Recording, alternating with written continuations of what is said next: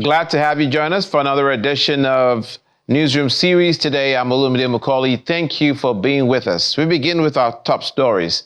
The Kano State Public Complaints and Anti-Corruption Commission has arrested Ibrahim Mohammed Kabara, the permanent secretary of the Kano Ministry of Local Government and Chieftaincy Affairs, along with Abdullahi Ibrahim Bashir, the state Algon chairman and interim council chairman of Tarani Local Government. 5 other individuals were also detained in connection with alleged corruption in the procurement of drugs and medical equipment for Kano State's 44 local governments. The commission has also invited Musa Garba, managing director of Novomid Pharmaceuticals and nephew of former Kano State Governor, Senator Rabiu Musa Kokonso, for questioning as part of its ongoing investigation. According to the PCACC, the arrested officials are suspected of breaching the Public Complaints and Anti-Corruption Commission law, the Public Procurement law, and the Financial Management law. The allegations revolve around the awarding of a contract for the supply of drugs and medical equipment reportedly conducted in violation of statutory provisions and without obtaining the requisite consent and approval from the Kano State Governor, Engineer Abba Kabir Yusuf.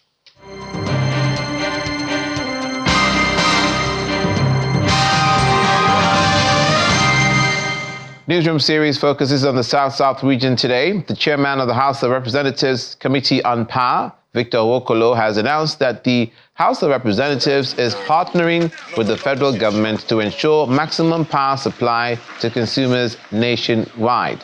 Speaking during a visit to the Calabar Power Generation Company, the chairman highlighted the importance of power in economic growth, job creation, and social development. Hence the need for collaboration between the legislative and executive branches. Well, we're here to reassess our readiness to response of the yearnings of Nigerians, saying they need better power supply. Of course, this is a Genco power station. You know, if you are talking about electricity supply, there are different components. You are talking about the Gencos, you are talking about the transmission, you're also talking about the distribution. Today is the Gencos. Without the Gencos, truly the distribution and the transmission, we can't do anything. And of course, you don't wait till the last minute of fire brigade approach in doing things. So what we are saying that you and I, meaning that every Nigerian, both the high and the low, who must protect state infrastructures. We won't go and cut off cable and we expect that there will be light. That's why you see TCN always complaining. Of course, they've suffered most every day, one thing or the other. But we want 6,000, we want 7,000. Let us be our watch. It's not everything government will do for us. How many policemen are they going to recruit to protect state infrastructures? How many policemen are they going to produce to watch our lines? So what we are saying, that government will keep doing what they will do, but you and I must be alive to our citizenship by doing what we ought to do to protect the state infrastructures. Once infrastructures are there, I'm sure things will work better for us. The Edo State government says it has now closed down the teacher gap across the state to about 95% since the adoption of the Edo Star program, an acronym for Edo Supporting Teachers to Achieve Results. The chairman of Edo State Universal Basic Education Board, SUBEB, Azavize Salami, confirmed that over 75% of trainees under the Edo Star program, an initiative of the state's flagship educational revolution, Edo Best, have been registered as teachers into the civil service. She further explained that the Edo Star program was introduced to fill the teacher gap, especially in rural communities. The program has come. Like the data showed, 74% of current Edo Star that were in the recruitment pool have been placed in as permanent teachers. And the Edo Star teachers are remaining in the schools where they served. So it's not like they are going to be relocating to Benin or to any other place. So the schools will not suffer any lack of teachers. Instead, with the recruitment as well, we backfill the Edo Star to continue the program that adds value to the person that chooses to stay in an Edo-based school, whose capacity is being built, and who has the opportunity to go get a certification in the course of their study. Again, we continue the process of feeding the education pool through a process that is affordable for the government and is building the capacity of the teachers within the system. What the Edo-based program helps us do is that we know with the use of data exactly how many teacher gaps we have, and we know where exactly these teacher gaps are across every local government and across every school, literally across every classroom in the state. And on the back of that data, we are able to carry out the recruitment exercise. And that's why the outcome of this exercise will ensure that for the first time in literally forever, the governor will be closing out teacher gaps in every single LGA as much as 95%. Also in Edo State, but this time to politics, the All Progressives Congress has taken its message of commitment to building a new Edo focus on the new development of key sectors as well as improved standard of living for the people in wards in Esa, West Local Government area of the state. The governorship candidate of the party also took a brief inspection tour of ongoing rehabilitation work on the Benin-Ekpoma-Auchi highway being handled by the federal government. Before the rally kicks off, the APC governorship candidate Monday Okwewulu undertakes a quick inspection of ongoing rehabilitation work on the Benin-Ekpoma-Auchi Federal Highway and the 6-kilometer Udomio-Wesan Road. First of all, I will thank President Ahmed Tinubu. You can see our people, they are happy. You can see people dancing, jumping over this road. For years, this road has been like this. Just one day I met and he agreed to do it, and he's doing it. That is what we require of a working president. This shows that President Tinubu is a working president. These roads have been abandoned for the past 8 years. Just like 1 year in office, look at what is happening here. So he's giving mandate for 4 years.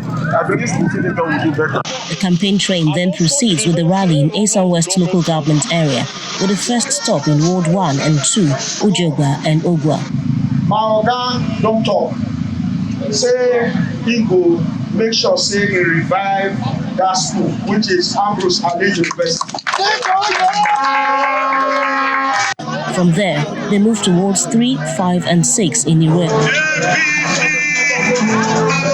The turn of wards 4, 7, 8, 9 and 10 Egwai Ekpoma comes next. I do like General Cecile.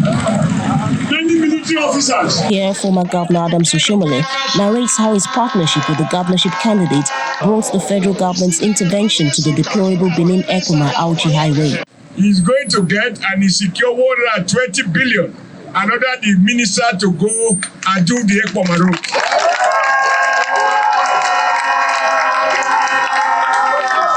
I am sure you know the day we went, when the minister came, so PDP people were trying to create confusion. Now, but for the fact that when it is raining, road is difficult. But once the rain subsides now, that road will be done. Yeah. That is the kind of partnership.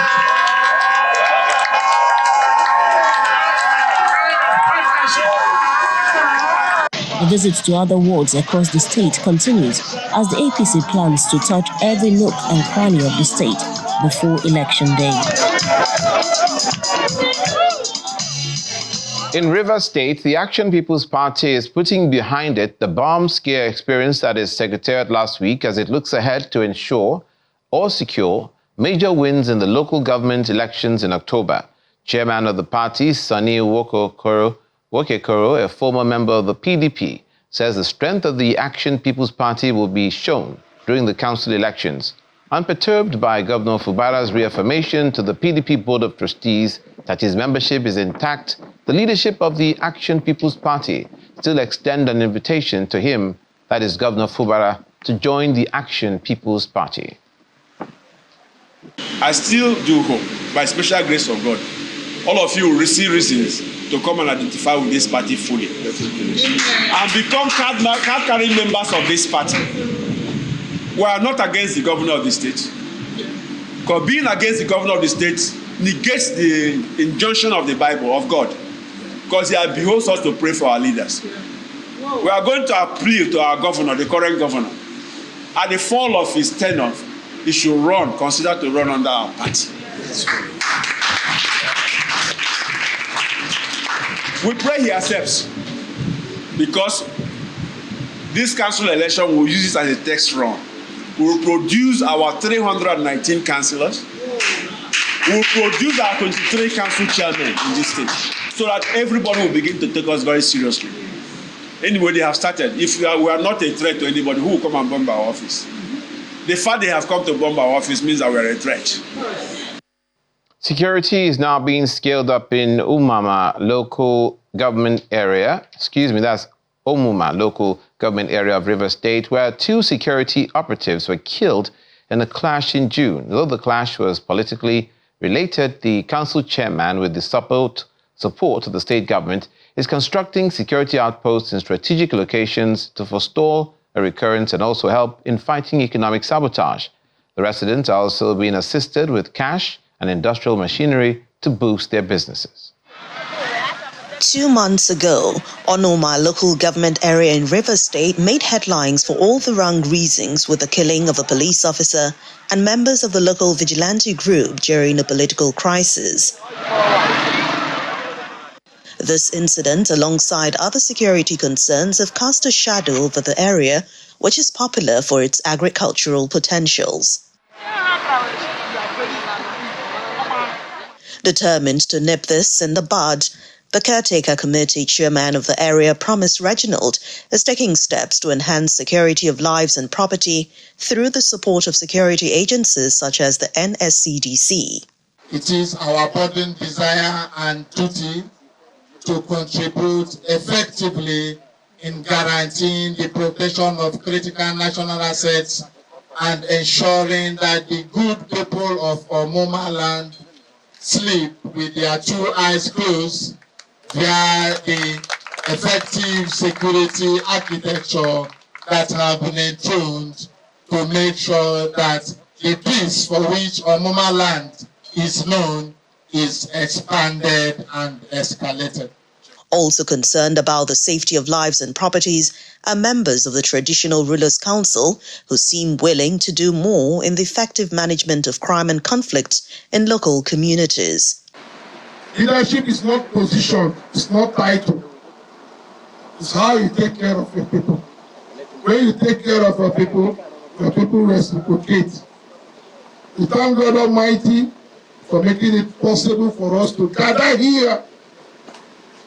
This is a historical event. We cannot say further without thanking our governor, His Excellency, Sansiminare Fubara, the man of the people, the man God brought to liberate Omuma land. Other initiatives being put in place include the donation of cash, buses, motorcycles, bicycles, and industrial machines to promote local businesses and discourage residents from engaging in crime. This is carried out by the CTC chairman, supported by the Speaker of the Pro-Fubara lawmakers, Victor Kojumbo, and other Rivers State government officials. The governor give us what we call absolute liberation. He liberated us from the shackles of one evil man. You only owe me one thing. Myself, the leadership of Simplified Movement, headed by the Honorable Commissioner and the rest of us, support the governor of Rivers. Addressing the large crowd of cheering supporters, Mr. Kojumbo says the state government is committed to creating wealth and maintaining peace in Rivers State. His Excellency's disposition for peace knows no bounds. And let me tell you that the arm of government in which I control, in which I am the head, which is the legislature, will continue to give His Excellency, the Executive Governor of Rivers State, all the needed support to ensure that he sustains peace in Rivers State from now till 2027. The council chairman believes empowering the people can go a long way to discourage involvement in crime in Omuma local government area of Rivers State. You're watching Newsroom series. Coming up, the Bayelsa state government earmarks funds for several ambitious projects.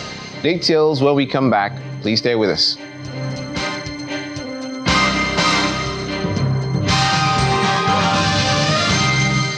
Welcome back. The Bayelsa state government has announced a bank balance of 112 billion naira as of the end of July, earmarking these funds for several ambitious projects slated for completion before the current administration's tenure ends. During the transparency briefing for May, June, and July, the technical advisor on Treasury and Finance, Timipre Sepulo, outlined the projects set to benefit from these funds. Amongst them are ongoing Nembe, Bras, Yanagoa, Okoroma, and other areas projects, as well as the new Yanagoa City projects, new House of Assembly quarters, and new Commissioners' quarters, all key initiatives under the administration. He also highlighted the state government's commitment to education, noting a 1 billion naira grant is allocated to state-owned tertiary institutions. There was an arrangement with tertiary institutions to deal with their pensions and retirement benefits, including their promotions. And I think it is necessary for a proper explanation.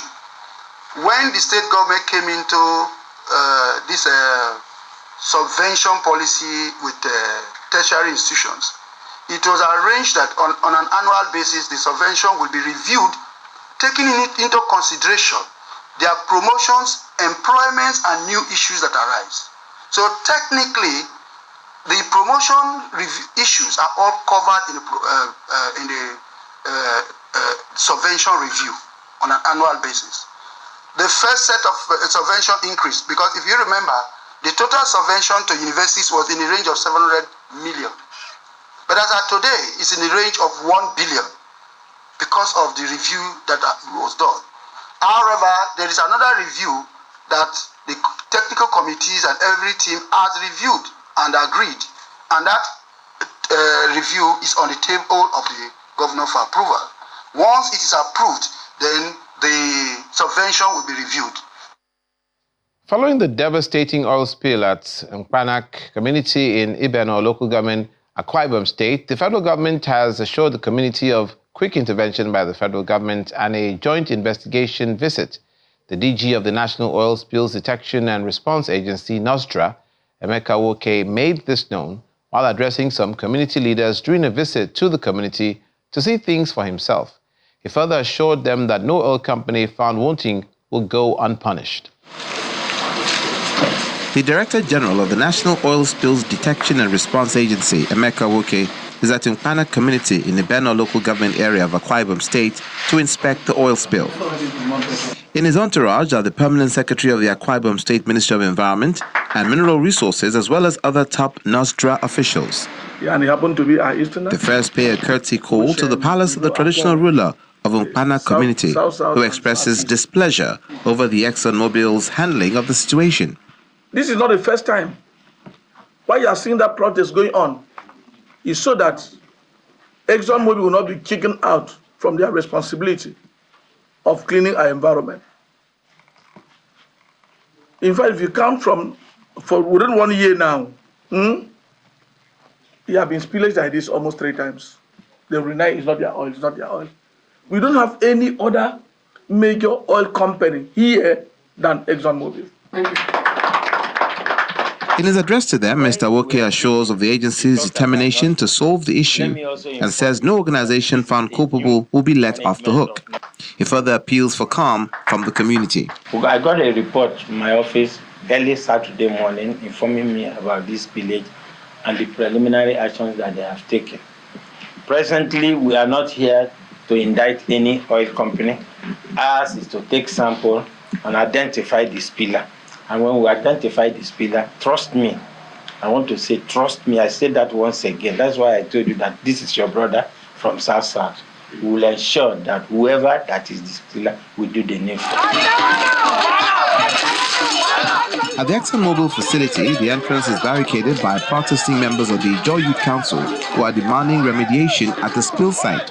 What prompts this peaceful protest that we are exercising now is as a result of the spillage that has occurred in our environment. The oil have polluted our environment, and series of spillage have been happening without a cleanup exercise in this local government. In the meantime, Paramount ruler of Ibeno, Effiong Achanga, says the people are tired of the IOC's lack of concern for their well-being, noting that the oil spillage has destroyed farmland, rivers and forests, leaving them without a source of livelihood. They are badly treated, both by government and companies. Oil spill damages our fishermen's products, destroy their nest accessories, kill northern fishes, destroy our seashore.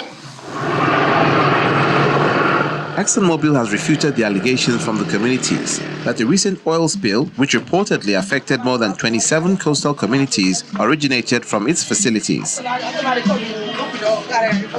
ExxonMobil's regional communications manager for Africa said in a statement that there's been no release of oil from any of the company's facilities. According to the statement, a preliminary government agency inspection report on the alleged incident did not identify any of ExxonMobil's facilities as a potential source. It says protection of the environment and communities remains a key priority in the company's operations. The NOSDRA Director General and his team were prevented from accessing the oil spill site, but it says they are still determined to ensure the cause of the spill is found and fixed. The Shakiri people in the Niger Delta region have unanimously called for the immediate restructuring of Nigeria into true federalism, noting with concern that the over-centralization of the federal system has become a major threat to the minority ethnic populations in the country.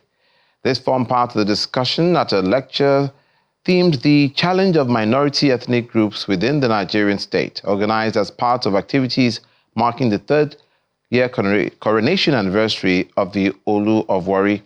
They also stressed the importance of proper implementation of existing laws and policies to protect the rights of micro-minorities and ensure their survival in a landscape dominated by more prominent minority groups.